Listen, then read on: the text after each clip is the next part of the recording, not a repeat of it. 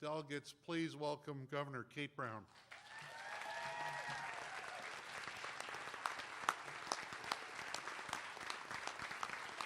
Thanks, guys. Good to see you.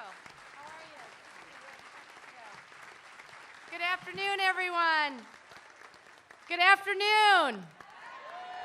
How are you guys doing today? I think they put me on after lunch because you were all going to go to sleep and take a little nap. I'm not going to let you take a little nap this afternoon. And thank you, Tim, for that very generous introduction. Woohoo! I am very, very pleased to be at the 80th annual Conference of the Oregon School Employees Association. I know this has been a really tough week, you guys. I can't mince words. It's been a really difficult week on many levels. Over the last number of decades, unions in this country have been a major force in helping workers across the state of Oregon and, frankly, across the entire country raise our voices together. And unions certainly have been on the forefront of many pressing social issues. Fighting to raise the minimum wage, which we were able to do here in Oregon. Thank you. Ensuring that women and people of color are paid equally and treated fairly in the workforce. It's about time.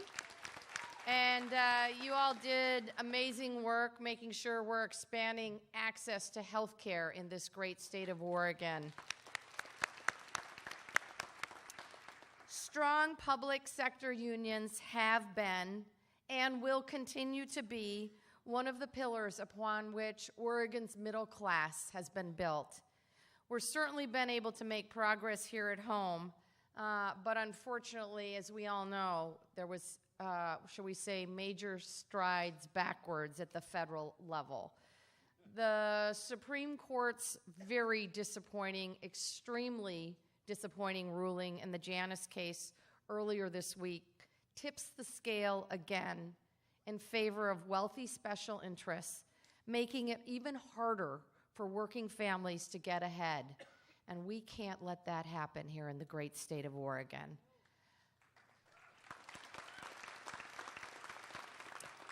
I think this decision makes our work here in this state all the more important, and it makes your work in reaching out to your colleagues much more important as well.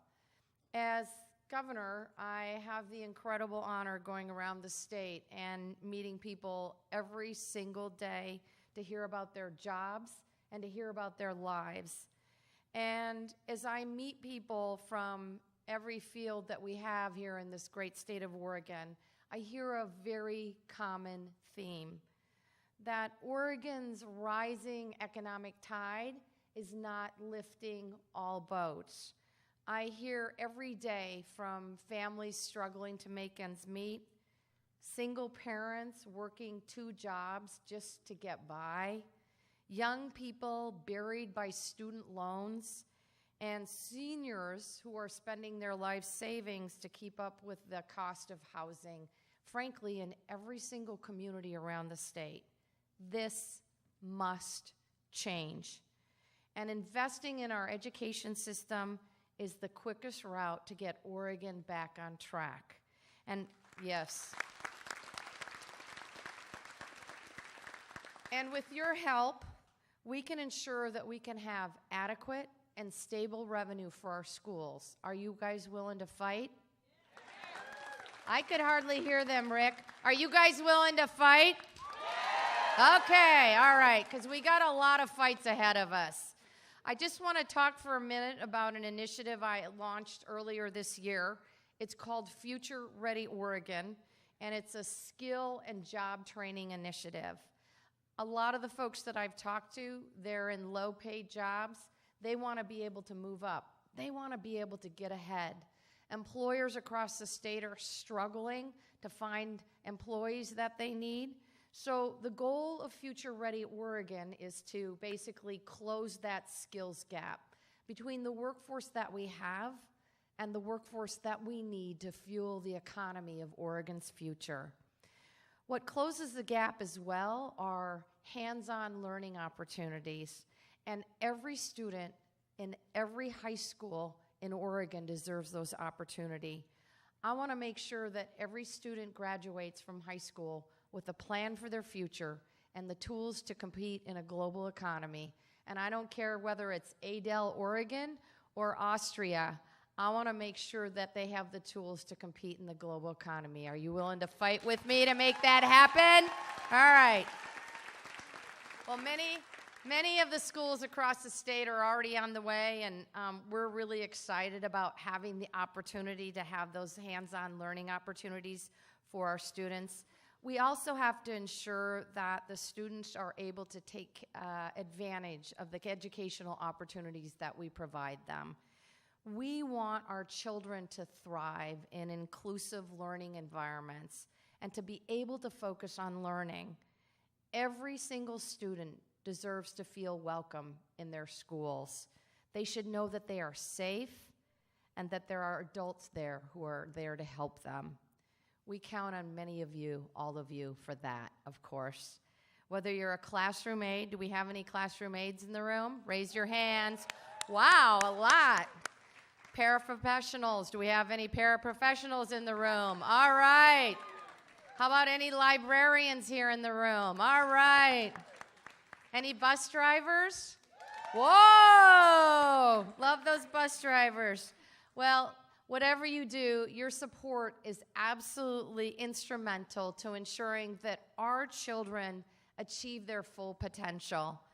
Everyone, all of us together, contribute to the success of our kids. Each one of you touches the students' lives every single day. And in order to do that successfully, we have to make sure that you all feel safe in your work and your jobs every single day. That you can come into your workplace, that you're set up for success with the training and the resources you need to focus on your students. As I visit schools around the state, I've heard with increasing frequency about the terribly stressful classroom environments. I recently visited Washington Elementary in Salem. Compared to a decade ago, we're seeing more and more children coming into kindergarten with severe trauma. We're seeing parents who struggle to provide for and protect their kids because they have their own issues with drugs and alcohol, housing instability, health issues, and of course, domestic violence. And I'm hearing how it affects you, all of you. I've been in classrooms where a paraprofessional spent a half an hour staving off a wailing, failing meltdown from a little first grader trying to solve one single math problem. I've heard from administrators who've had to buy bite sleeves, normally used in training animals. I had to ask the administrator what bite sleeves were. I didn't even know what they were. But they need them now because instructors need to worry about kids biting and breaking the skin when they're addressing the needs of kids under their care. This is just not okay. So I absolutely agree with you. Work should not hurt. It should not hurt.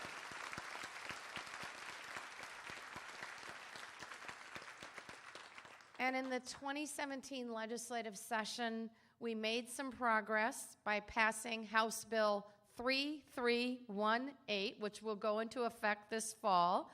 Yay! So hopefully, with the coming school year, you will be more equipped with the information, planning, and support to keep our high-needs children safe, and of course, to be safe for yourselves while you're taking care of them. All because you raised your voices and spoke out for one another. We have a lot more work to do to make sure that our schools are safe, to help our kids get ahead, and make sure that the great state of Oregon is a welcoming place for all.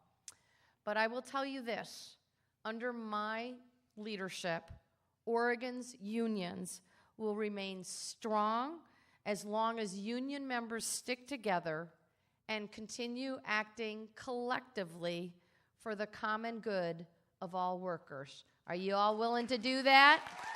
Yes, yes. And I just have to tell you, I absolutely believe in this time in our nation's history, in our state, that your voices, each one of your voices, matter more now than they ever have before. I think many of you know the story of my first election for state representative, an election I won. I beat a 3-term incumbent who outspent me 2-1. I beat her by 7 votes. And I will tell you that even 25 years later, people still come up to me. They now call me Governor. Governor Brown, I was your 7th vote. I was the reason you won that race. But you know what? Everyone who voted for me was the reason that I won. And every person, I had a lot of my family and friends volunteering for me, everyone who volunteered for me was the reason that I won.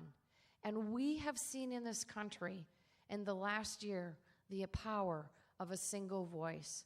We saw a congressional race in Pennsylvania, a special election, won by 864 votes.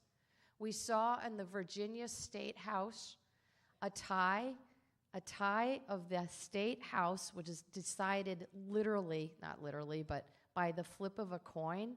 And we saw what happened when Americans across the country raised their voices and said, we do not want to lose access to health care.